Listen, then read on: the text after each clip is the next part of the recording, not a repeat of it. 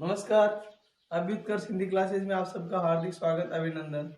आज बात करते हैं यण संधि की। यण संधि को समझना है पहले कैसे होती है यण संधि, और इससे पहले अपन स्वर संधि के कुछ भेद पढ़ चुके हैं, जैसे दीर्घ संधि, गुण संधि और वृद्धि संधि। दीर्घ संधि पढ़ चुके हैं, गुण संधि पढ़ चुके हैं, वृद्धि संधि पढ़ चुके हैं, और अब अपन पढ़ेंगे यण संधि। ठीक है, तो यण संधि का नियम क्या है, पहले नियम समझना है। नियम को सुने कि ई ई उ तथा री के बाद असमान स्वर आए तो क्या है, तो असमान स्वर। असमान का अर्थ क्या है कि री के सामने री नहीं आना चाहिए, ई के सामने ई नहीं आना चाहिए, तो इन दोनों को स्वर्ण कहा जाता है। पहले तो ये आपको ध्यान रखना, सवर्ण है तो सवर्ण होने के कारण से सवर्ण नहीं आने चाहिए वापस। अब ई के सामने ई के अलावा कोई भी आ सकता है, ए आ कोई भी आ सकता है, लेकिन ई वाला नहीं आना चाहिए। इसमें भी कोई आ सकता है, लेकिन ऊ वाला नहीं आना चाहिए, इसमें री वाला नहीं आना चाहिए। तो कैसे, तो अपन समझेंगे अगर आ जाए तो क्या करना है। अगर ई उ री के बाद में असमान स्वर आए तो असमान स्वर आए तो ई का य हो जाता है, उ का व हो जाता है, री का र हो जाता है। और संस्कृत में अगर बात करते हैं तो साथ में ध्यान रखें, अगर लृ है तो लृ का ल हो जाता है। यह यण संधि का नियम है कि ई उ और री के बाद असमान स्वर आए तो क्रमशः य व र ल आदेश हो जाता है। ठीक है, नियम को पहले पढ़ना होगा, आराम से समझना होगा। नियम क्या कहता है उसकी जानकारी आपको करनी है। तो सबसे पहले नियम लिखे, नियम लिखने के बाद इनके उदाहरण पढ़ने की कोशिश करेंगे अपन। तो लिखे परिभाषा,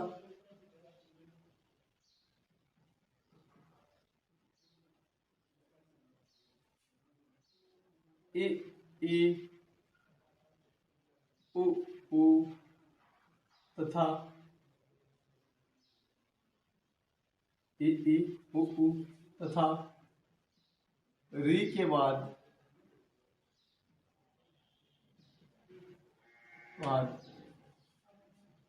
कोई असमान वर्ण आए तो असमान वर्ण आए तो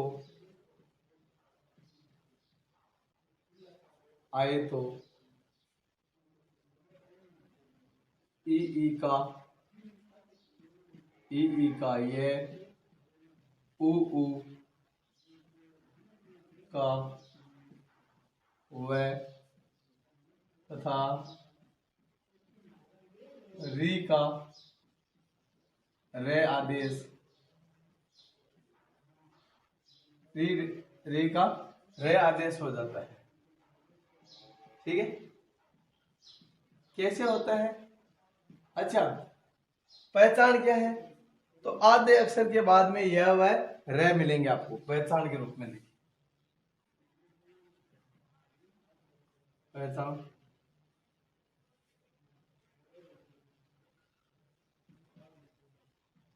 आधे अक्षर के बाद ये व तथा रे वर्ण की प्राप्ति। अब आपको ध्यान रखना है कि आधे अक्षर के बाद में यह व तथा रे की प्राप्ति होती है, तो वहां लगभग प्राय कर यण संधि होगी। ठीक है, सबसे पहले बात करते हैं, जैसे उदाहरण से समझेंगे। प्रतिधन एक,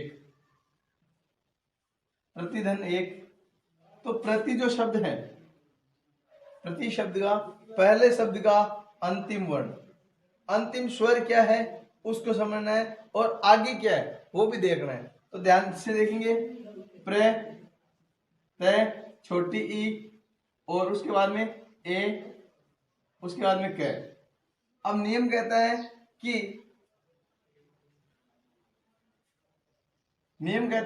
ई के बाद में अगर कोई असमान स्वर आए तो उन दोनों के स्थान पर, ई के स्थान पर यह आदेश हो जाता है। ठीक है, ई के स्थान पर यह आदेश हो जाता है, चाहे ई कोई सी भी हो, ओ कोई सा भी हो, चाहे री कोई सा भी हो। ऐसी स्थिति में आपको ध्यान रखना है। अब ये ई के स्थान पर ये हो गया। ठीक है, अब इसको मिला करके लिख दो, प्र, ते हलंत है, ते हलंत का मतलब आधा है, और आधे के बाद में यह हलंत है, ये हलंत है, लेकिन ये के सामने स्वर आ गया। ये में स्वर क्या है? ए स्वर है, और आगे क्या है? क। शब्द क्या बना? प्रत्येक। ठीक है, इसी प्रकार से एक शब्द है जैसे गुरु, धन, आज्ञा। आप देखेंगे कि यहाँ इस पहले पद का अंतिम वर्ण रू है और इस रू में ऊ मिला हुआ है। क्या मिला हुआ है? ऊ मिला हुआ है। तब आपको क्या करना है? गु, रे, ऊ छोटा है, बड़ा होता तो इस प्रकार से होता है, गांठ लगी होती। ऊ छोटा है, ये छोटा ऊ, गु, रे, ऊ, आज्ञा। अब नियम क्या कहता है कि ई, ऊ तथा री के बाद में कोई असमान वर्ण आए तो ई का तो ये हो जाता है, ऊ का वह हो जाता है। तो इस ऊ का क्या हो गया? वह। ठीक है, वह हलंत होता है, ये भी आपको ध्यान रखना है, मैंने हलंत करके बताया भी है। अब देखिए ध्यान से, वापस इनका मिलान करो। गु, आधा रे, आधे रे के बाद में अगर कोई स्वर आता है तो वो मिल जाता है, लेकिन आधे रे के बाद में कोई दूसरा वर्ण आता है, सीधा दूसरा कोई व्यंजन आता है, तो ऐसी स्थिति में आधा रे हमेशा अगले वर्ण के सिर पर चला जाता है, उसके ऊपर चला जाता है। तो अगला वर्ण क्या है? आधा रे ये, और उसका अगला वर्ण क्या? वह ये रे हो गया। वह हलंत है, उस हलंत में आ मिला, वाह हो गया और क्या हो गया। ठीक है, इसके बाद में एक उदाहरण से और समझते हैं, समझे एक बार। जैसे अब देखो री का रे कैसे होता है? तो जैसे मातृ, धन, आदेश, मातृधन आदेश। अब आप इसको समझेंगे, यहां री है अंतिम, तो मा, ते, री, आदेश। ठीक है, हो गया कंप्लीट। इस री का क्या हो जाता है? रे। इसको समझना जरूरी है, बहुत सारे स्टूडेंट गलती कर बैठते हैं और इसको पता नहीं क्या क्या रूप दे देते, लेकिन आपको समझना है यहां क्या होगा। मां अपनी जगह, तय, आधा तय में रे भी आधा।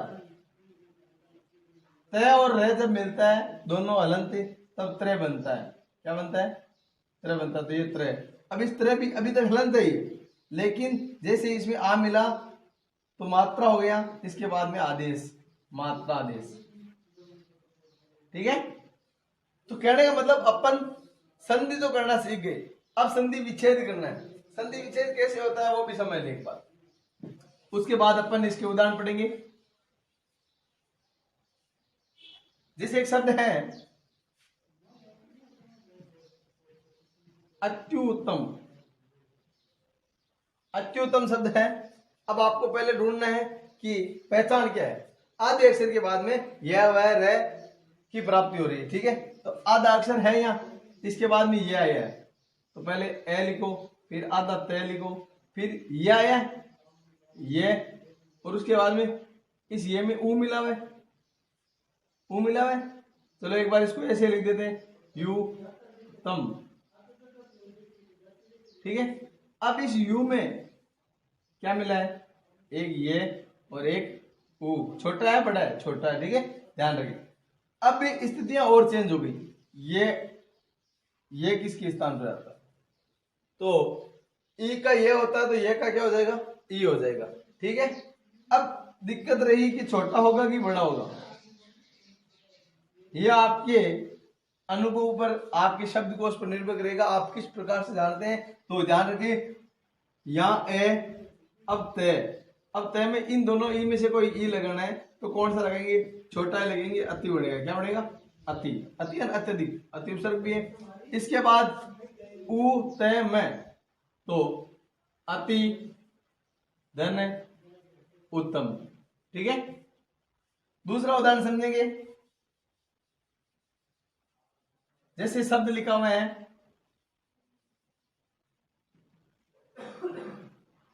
वधवागमन,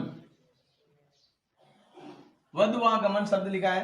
अब आपको इसका संधि विच्छेद करना है। ठीक है, कर लेंगे, एक बात समझ लें, आधे अक्षर के बाद में यह व ल में से कुछ आ रहा है, तब आपको क्या करना है, तो ध्यान से देखिए, यहाँ आधा अक्षर है तो चलो सबसे पहले वह, इसके बाद में आधा अक्षर, इसके बाद में वाह, गे, मैं, न।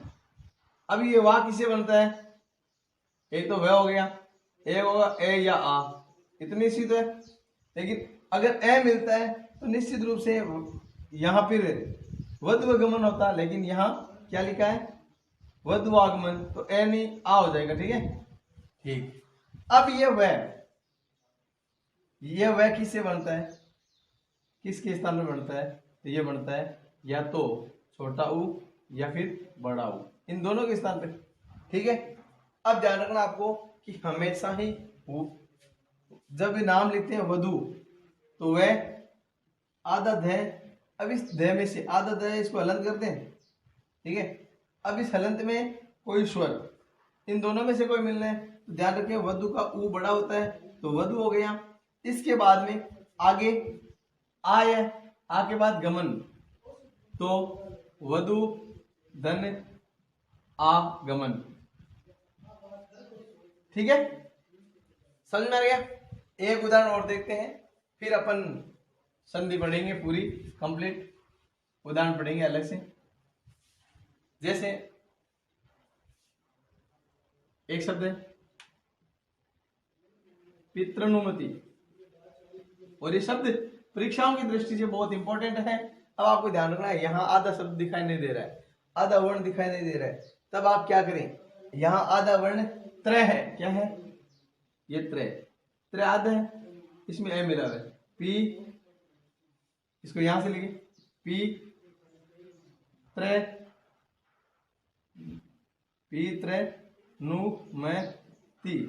अब ये त्र किसे बनता है, तो त्र की स्थितियां इस प्रकार से होगी, त रे और ए क्यों, आ क्यों नहीं हुआ, तो यहाँ पित्रा नहीं है, पितृ है, क्या है, पित्र, तो ऐसी स्थिति में ये स्थिति होगी। अब आपको ध्यान रखना, ये ई तो इधर ले जाएं, ये नाम क्या हो गया, अनुमति, इसको यहां लिख दूं, फिर पीत, तो इसको भी यहां लिख दे, पी के बाद में त और र। अब ध्यान रखें, ये र किसके स्थान पर बन रहा है, रे री के स्थान पर, तो री वापस हो जाएगा, तो इस रे के स्थान पर क्या कर देंगे अपन, री। ठीक है, अब इसको मिलान करना है, ये पी तय में री मिला, त्रि, पितृ धन अनुमति। ठीक है, तो शब्द मिलेगा पितृनुमति। पितृनुमति नहीं होता है, पितृनुमति होता है। शब्द शुद्धि में भी ऐसा क्वेश्चन पूछा जाता है, ध्यान रखें, पितृ धन अनुमति, पितृनुमति होता है, नहीं कि पित्रानुमति, इस बात को ध्यान रखना है। और अब नियम संख्या 1 पढ़ते हैं। नियम संख्या 1 कहते हैं कि ई के स्थान पर, ई के बाद में, सॉरी, ई के बाद असमान वर्ण हो, असमान वर्ण हो तो ई के स्थान पर ये हो जाता है, क्या हो जाता है, ये हो जाता है। ठीक है, अब इसको समझेंगे। पहले समझा चुका हूं, एक बार फिर से पढ़ेंगे। परिधन आवरण, परिधन आवरण, परि प रे ई। अब ज्यादा देर समझाने की जरूरत नहीं है, आप समझ चुके होंगे। तो ये शब्द क्या बनेगा? परिधन आवरण पर्यावरण। नदी धन, एक मिनट, स्त्री धन उचित, स्त्री धन उचित। तरह बड़ा है, इसका मतलब ई बड़ी है इसमें, तो ई बड़ी और छोटी कोई फर्क नहीं पड़ता है, स्त्री उचित बनेगा। क्या बनेगा? स्त्री उचित। और इसके बाद में जैसे उदाहरण बहुत सारे हैं, अपन को सटीक उदाहरण पढ़ने, जो उदाहरण परीक्षाओं की दृष्टि से इंपॉर्टेंट हो। तो जैसे अभ्युत्थान,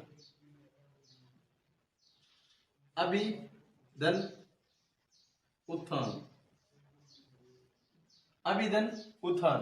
अब आप देखेंगे यहाँ क्या है? भी में ई मिला हुआ है, तो ये बनेगा अभ्युत्थान। इसी प्रकार से अपने चैनल का जो नाम है अभिधन उत्कर्ष, अभिधन उत्कर्ष। वह ई का क्या हो जाएगा? वह सॉरी ई का ये, तो अभ्युत्कर्ष हो जाएगा।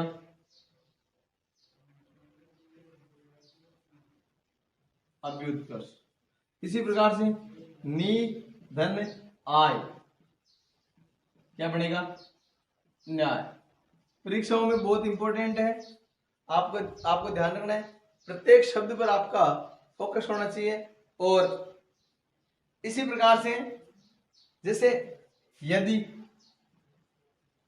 धन अपि, यदि धन अपि, ये शब्द यदि द है, द का क्या?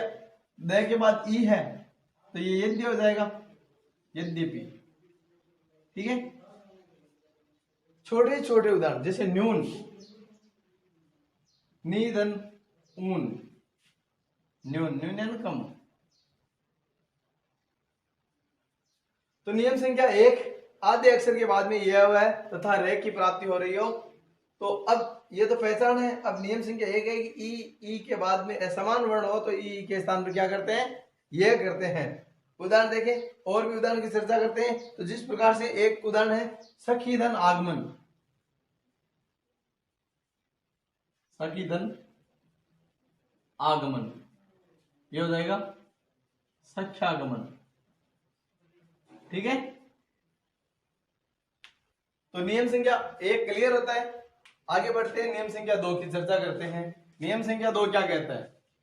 नियम संख्या 2 कहता है कि उ या उ के बाद में कोई असमान वर्ण हो तो ऐसी स्थिति में उ के स्थान पर वह हो जाता है। ठीक है, नियम संख्या 2, उ या उ के बाद असमान वर्ण हो तो उ के स्थान पर वह हो जाता है, वह हो जाता है।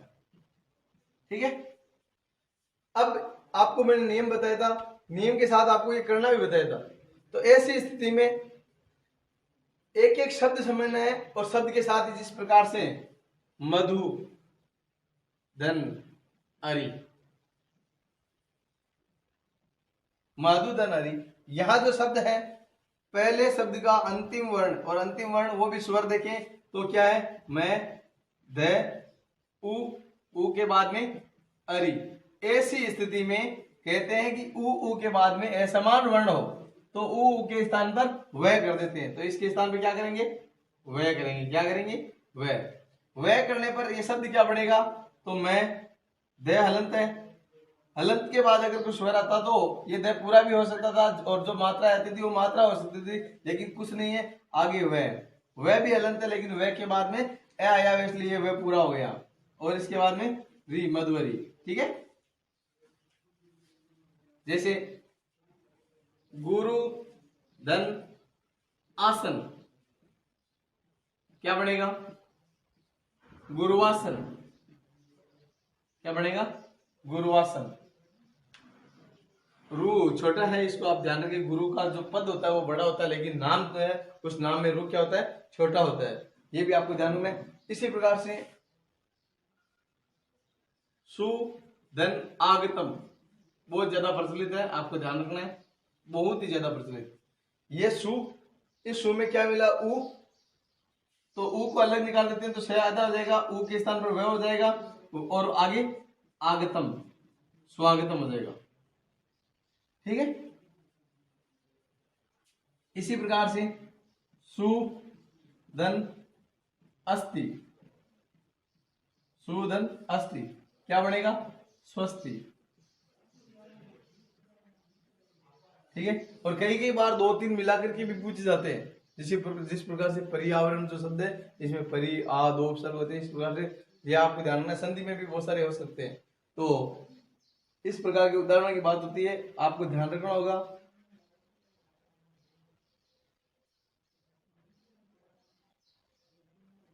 जैसे धातु धन इक, धातु धन इक क्या बनेगा? धातु धातु में तय और उ, तो तय अलग कर दो, उ के स्थान में वह कर दो, आगे ई, तो धात्विक क्या बनेगा? धात्विक। साधु धन आचरण क्या बनेगा? साधुआचरण, साधुआचरण। तो प्रत्येक शब्द पर आप ध्यान रखेंगे, स्क्रीनशॉट ले सकते हैं अगर आप उचित समझते हैं तो। इसी प्रकार से एक शब्द है गुरु धन ऋण। अब आप यहां देखेंगे, यहां उ है, उ के बाद में री आया है, तो उ के बाद में री आया है, तो उ का क्या होगा? वह होगा। तो गु रे आधा, रे आधे के बाद में उ का वह होता है, और रे आधा ऊपर की तरफ। और अब देखिए ध्यान से, ऋण है, तो जब ऋण है, अब आपको क्या करना है? ऋण का री जो है उसको उसी स्थिति में लिखना है जिस स्थिति में है ये, और इसके बाद में हण है, गुरु ऋण, गुरु का ऋण। अब आप स्क्रीनशॉट ले ले, फिर अपन तीसरा नियम पढ़ते हैं।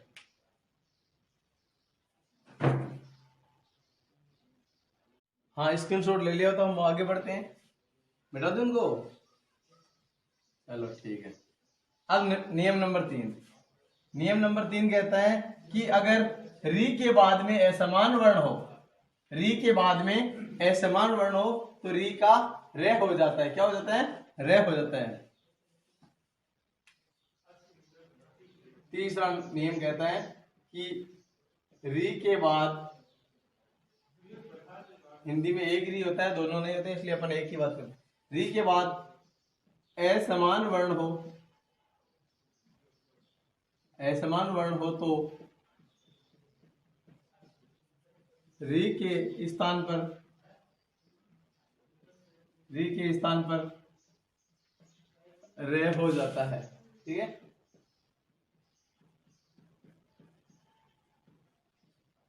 जैसे अब इसको आप समझिए एक बार, पहले भी समझाया था।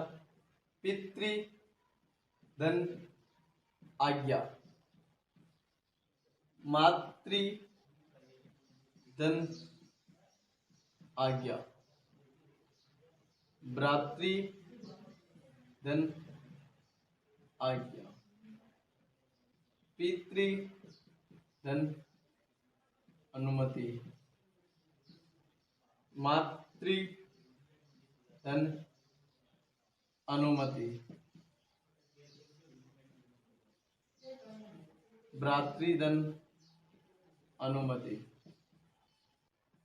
ठीक है। पितृधन आज्ञा, इसको समझे एक बार, यहां समझा देता हूं। पितृ